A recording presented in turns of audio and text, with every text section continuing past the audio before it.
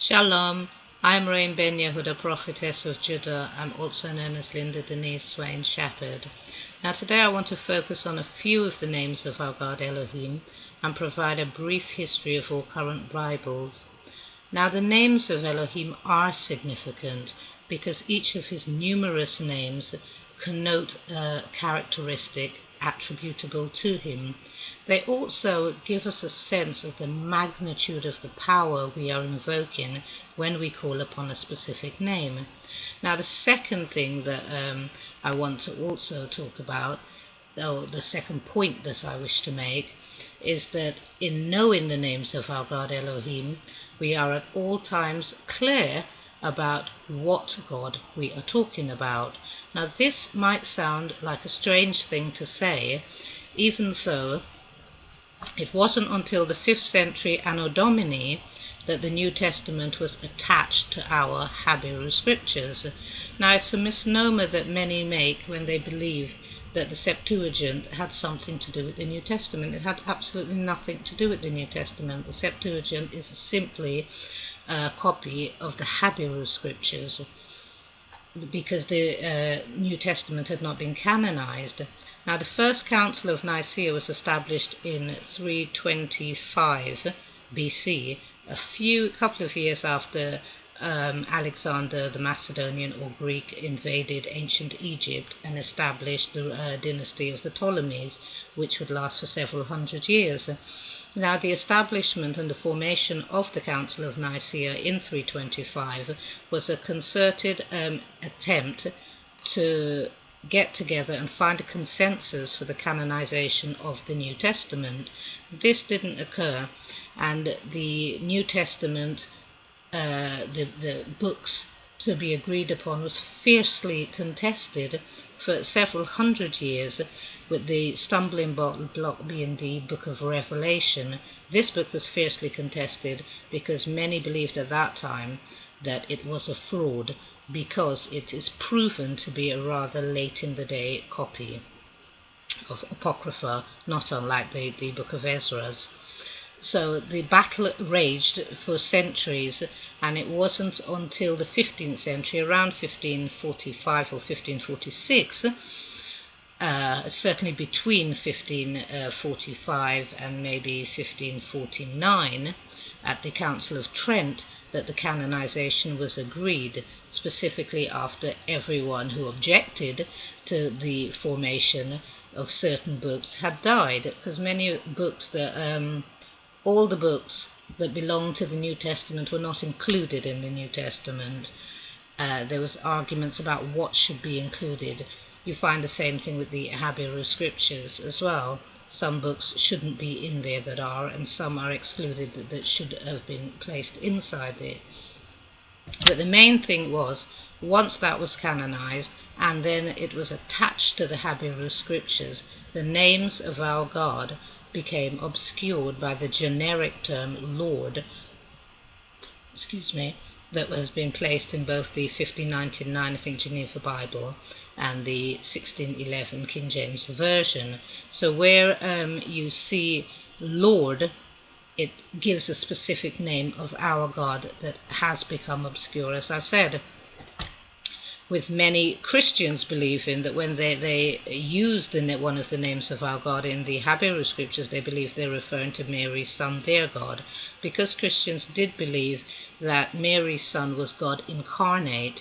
Now, there are different schools of thoughts, obviously. Muslims, for example, believe that Mary's son was not God incarnate, but was simply a prophet, and other people have a different view, obviously. Religions like that, you tend to have, they always say don't argue about religion or politics because you'll never find a consensus, which tends to be the truth. In any event, as I said, the names of our God became obscured because we're dealing with two diametrically different doctrines. Now, if we take a look at Psalm 24, let's go straight to 10, because this will make our point really very quickly.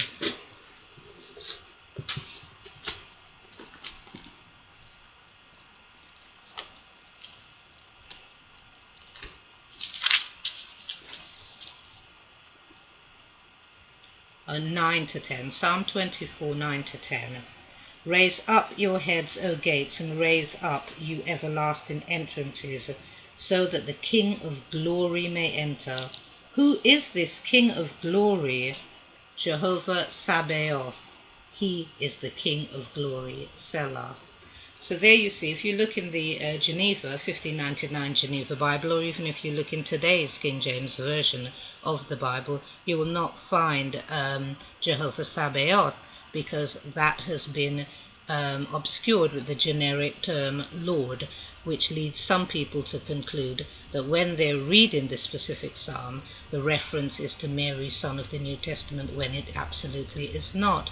Now, we are fortunate, Judeans are fortunate, because our scriptures were written in Hebrew, in ancient Hebrew, and in this language the names of our God are all placed within our holy scriptures and our sacred law. So our God has numerous and various names, not reflected in the current modern Bibles, because, as I said, that has been replaced with the generic term Lord.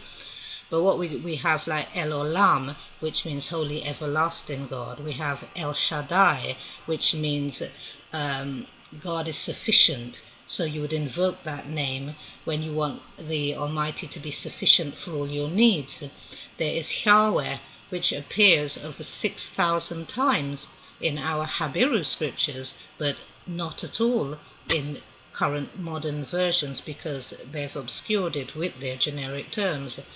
So the names of our Lord Elohim were given to us in our Hebrew scriptures so that we could call upon his name, so that we can invoke the characteristics of the names that we need for our specific prayers, praise or worship. So we need to get back to that. We need to return to calling on our God in the manner as described in our Hebrew scriptures. And so for purposes that are extremely important to us, our prayers, for example, our Sabbath prayers, the name Adonai. Adonai does mean Lord, but again was just simply translated as Lord. So if you go to the precursor to the Sabbath, with its candlelighting, before that ushers in our Sabbath, we would have Baruch atah Adonai Eloheinu melech ha'olam asher kiddushanu b'mitziyotav v'tzivanu l'chadalek ner shel Sabbath. So we would use that in all the blessings, in most of our prayers, and it encompasses everything. He is our Lord, he is our Master, he is our God, and various names connote the various characteristics that we reference and that we need to reference, so that we can make our prayers specific, and so that we can call upon the characteristic of the Almighty that we need in our lives at a particular time. So for us Judeans, it is important to get back to calling on the name of our God, invoking those names, and reintroducing them into our conversation, into our dialogue, into our discussions, into our worship, into our praise, and into our prayers. And I certainly want you to start looking at the names of Elohim and begin to reintroduce them again. Shalom.